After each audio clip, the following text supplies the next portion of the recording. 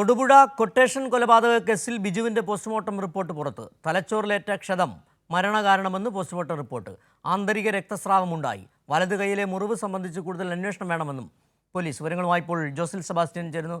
ജോസിൽ, ഏതായാലും ബിജു ജോസഫ് കടുത്ത ക്രൂരമായ പീഡനമേറ്റിരുന്നു എന്ന് ഈ വിവരങ്ങളിൽ നിന്ന് മനസ്സിലാക്കാൻ കഴിയുന്നുണ്ട്.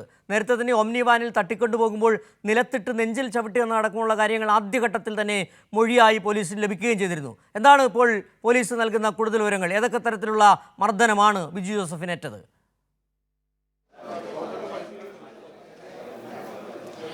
സിജു, കൊല്ലപ്പെട്ട ബിജുവിൻ്റെ പോസ്റ്റ്മോർട്ടം ഇടുക്കി മെഡിക്കൽ കോളേജിൽ പൂർത്തിയായിട്ടുണ്ട്. തലച്ചോറിനുള്ളിലെ ആന്തരിക രക്തസ്രാവമാണ് മരണകാരണമെന്നാണ് പോസ്റ്റ്മോർട്ടത്തിലെ പ്രാഥമിക നിഗമനം. വലത് കൈയിൽ മുറിവുണ്ട്.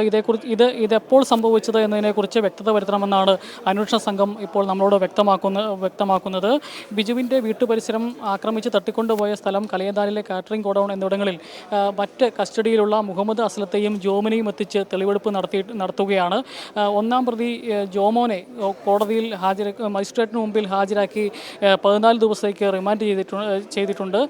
ഈ റിമാൻഡ് ചെയ്തിരിക്കുന്നാൽ തൊട്ടടുത്ത ദിവസം തന്നെ കസ്റ്റഡിയിൽ വാങ്ങാൻ പോലീസ് അപേക്ഷ നൽകും. ഇപ്പോൾ പോലീസ് വ്യക്തമാക്കുന്നത് കൂട്ടുകച്ചവടം പൊളിഞ്ഞപ്പോൾ ഉണ്ടായ വൈരാഗ്യമാണ് ജോമോൻ്റെ വൈരാഗ്യത്തിന് കാരണമെങ്കിൽ ഈ ജോമിനുള്ള വൈരാഗ്യം ഈ കണ്ണൂർ ചെറുപുഴയിലുള്ള ഗോഡൌണിലെ ജോലിക്കാരനായിരുന്നു ജോമിൻ.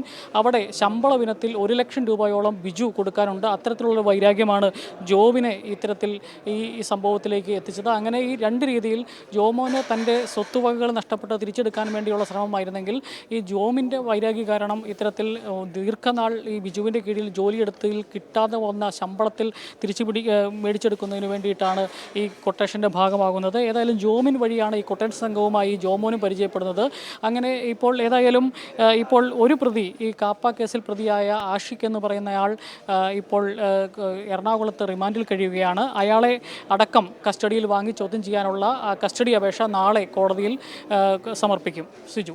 ശരി, ജോസിൽ സെബാസ്റ്റ്യനാണ് തൊടുപുഴയിൽ നിന്നുള്ള ഇടുക്കിയിൽ നിന്നുള്ള വിവരങ്ങൾ നൽകിയത്. ബിജു ജോസഫിൻ്റെ കൊലപാതകവുമായി ബന്ധപ്പെട്ട കൂടുതൽ വിവരങ്ങൾ പുറത്തു വന്നിട്ടുണ്ട്. തലക്കേറ്റ മർദ്ദനം, ആന്തരിക രക്തസ്രാവമുണ്ടായി, മാത്രമല്ല കയ്യിലേറ്റ മുറിവ്, അങ്ങനെ നിരവധി കാരണങ്ങളുണ്ട്. ഏതായാലും പോസ്റ്റ്മോർട്ടം നടപടികൾ പൂർത്തിയായി. ഇനി കൂടുതൽ വിവരങ്ങൾ താമസിയാതെ പുറത്തു വരുമെന്നാണ് മനസ്സിലാക്കാൻ കഴിയുന്നത്.